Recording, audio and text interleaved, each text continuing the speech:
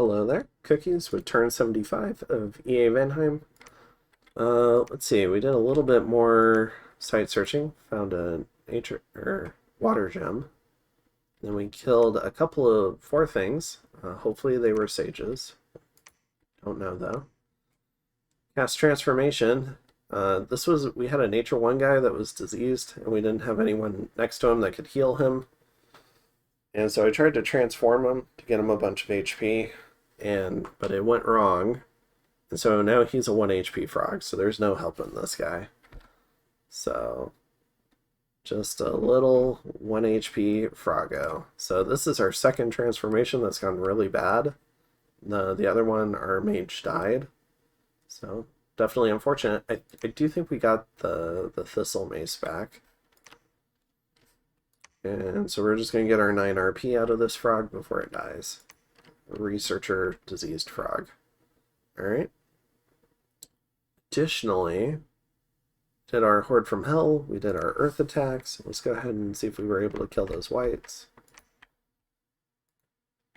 So we've got Fafnir, Death 482. He's doing some skeletons.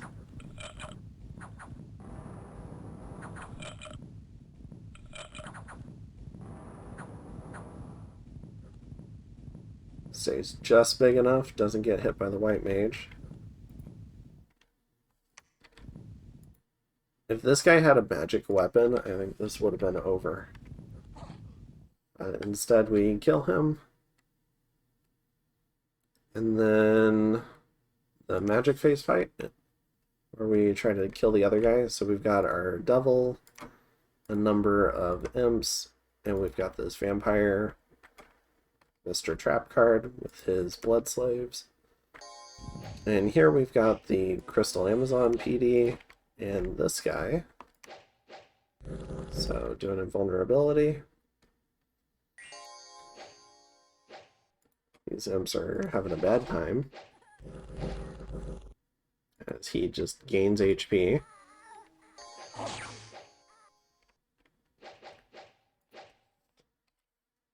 So we can see we did life for life. Hit him in the leg for no damage because of Twist Fate. Good part of the Helheim Plus. But we're going to do life for life again. He didn't gain that much HP from the imp, so he's only 38 HP, and he gets life for life. And we still have a Vampire Lord here. This guy is our 30 morale coward, so definitely can see 30 morale stuff leaving the field. Instead, he gets killed. Would have been nice to have a flying devil, though, so I kind of wish he would have survived. Oh, devil jumps in the back, or vampire jumps in the back. He's got invulnerability 25, which is why the archers aren't doing much.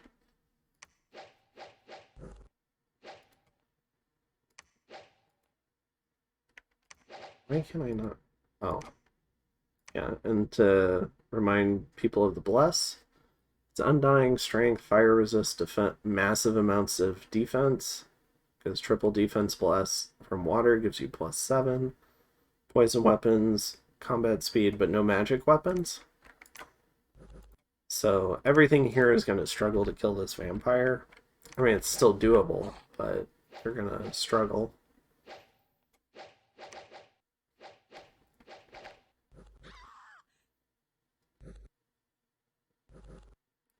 And the Raise Dead that he cast a long time ago finally catches up.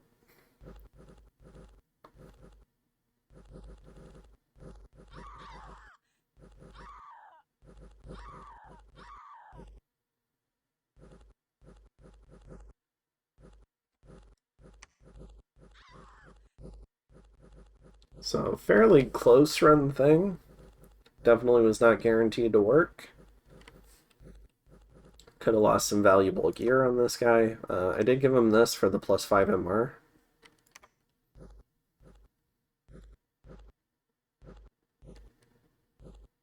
My goodness. There we go. Alright, those Helheim Sacreds are not easy to hit. Alright, and then we got our Blood Slaves, and then we launch our assassination on one of the sages with this guy.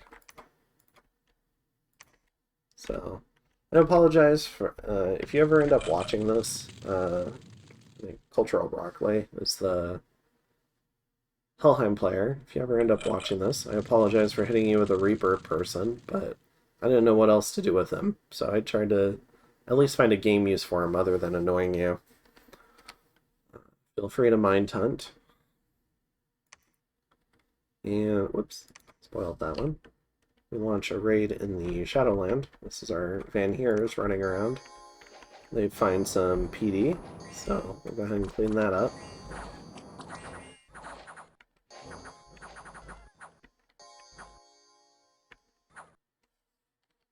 Alright. And then we get raided in the Range of Shadow. Little band of Sacreds and Jarls. So it's 4 Jarls. All of them with pretty basic kits, except this guy who's got the Ice Pebble Staff. Kind of cool. And they're just going up against 1 PD. We lose a Jarl to the lightning. We get assassinated.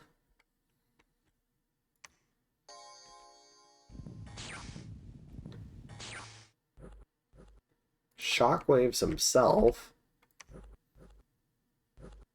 Alright. And then we have a false prophet. Get some water gems, some more gems. We breach it again, and we get the Windlord again. So this guy is actually going to go, and this is my current turn. So this is me casting for the week.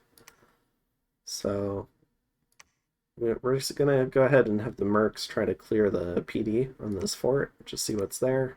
We're going to have this guy preach here. We're also sending some more stuff into this siege.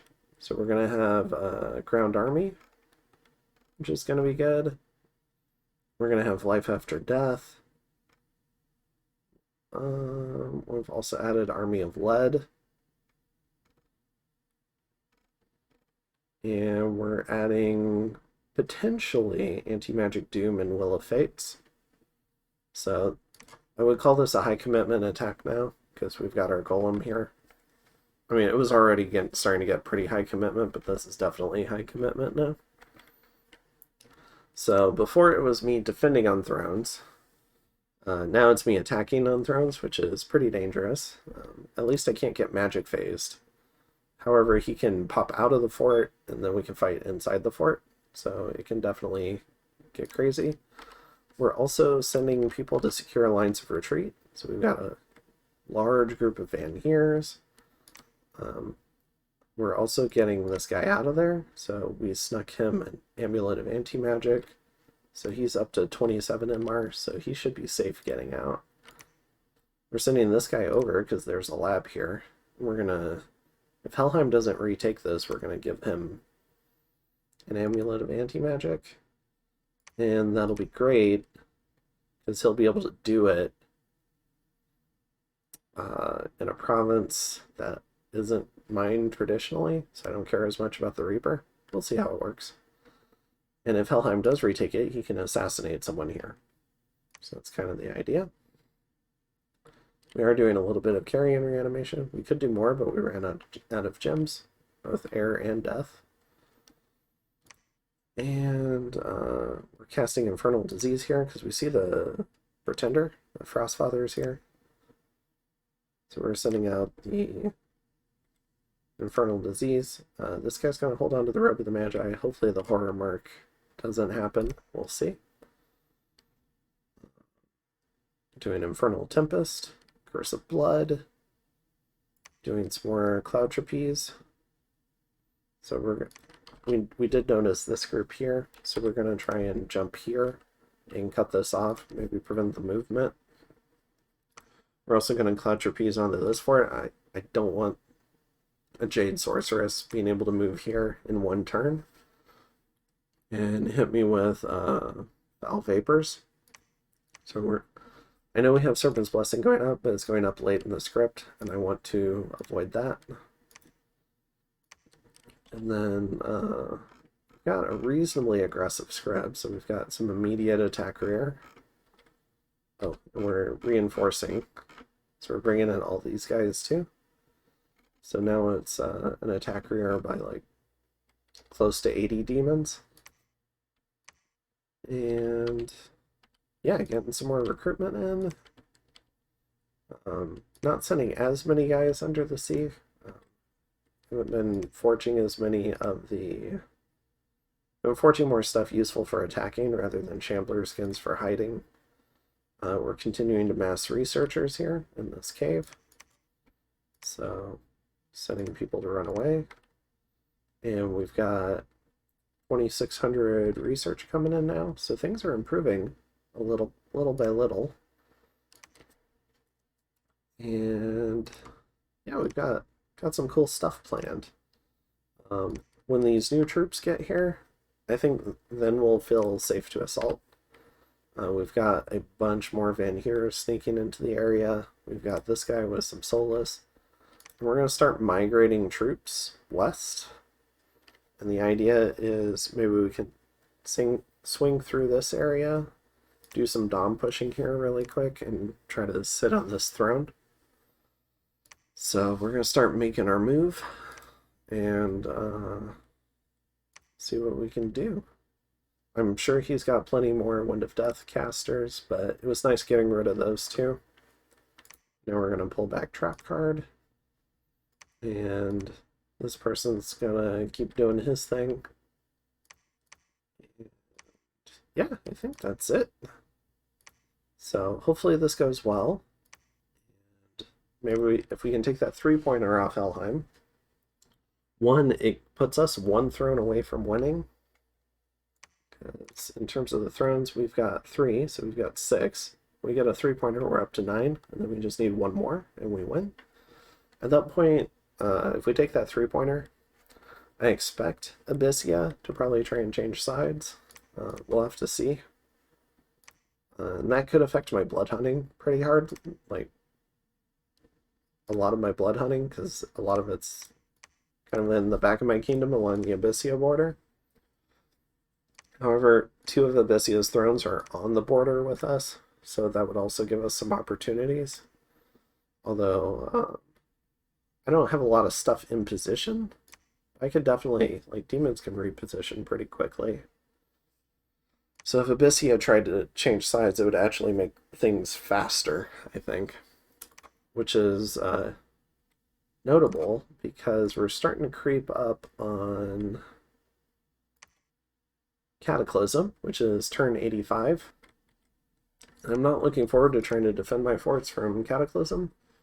I would much rather take like Helheim's fort here and either take this one or take an Abyssian fort and end it before Cataclysm starts. So that's kind of the plan there. I'm not sure if I'd be willing to nap break to rush that last throne. Especially since I turned down just like winning the game through Abyssia earlier. But I also really don't want to play in Cataclysm. So, like, trying to defend forts from like the big Doom horrors just sounds really lame. Although maybe one of their forts would be one of the ones overwhelmed. And then I think everything hinges on this 3-pointer. If I get the 3-pointer, I think even if Cataclysm happens, we should be able to win. Because I'm assuming one of the other players will have a fort popped, especially Abyssia. I'm not sure if Abyssia is familiar with Cataclysm, so that could definitely be a thing. And we'd have to devote a lot of Vanheims probably to patrolling to try and kill Doom horrors. I'm not sure how well they do. Probably not super great, but it's what we'd have. And in terms of research, this is all the remaining research to do. So we're just going to knock out the 2 level 8s. And then we'll go for Evo 9, Dom 9. So Evo 8, with that we get Pillar of Fire, which is good. And I'm not sure what else in this I would cast. And with Construction 8, we would get Artifacts, which would be handy. And then with Evo 9, sorry, scrolling again, we'd unlock Flames from the Sky, which is good. And Flamestorm, which is good. And Chain Lightning, which is really good. Neefle Flames. And yeah, I think that's most of it. So some really good stuff there. Additionally, we can see that we got 184 income in Vanheim. So around 180 income from Tradewind. So that's nice. And yeah, I think that's it. So I'm not sure what I'd get from any of those other research paths. The Thumb 9. Maybe I could astral travel for a W, like astral travel to a throne. So maybe that would be more handy than Evo 9. Probably definitely more handy than like Construction 8. I don't know. But these four are the four that I kind of want, and then I don't see myself doing anything in Conjuration 9. Ghost Riders could be good. With the Lich, give them 2 boosters, they can do Ghost Riders. And then Enchantment.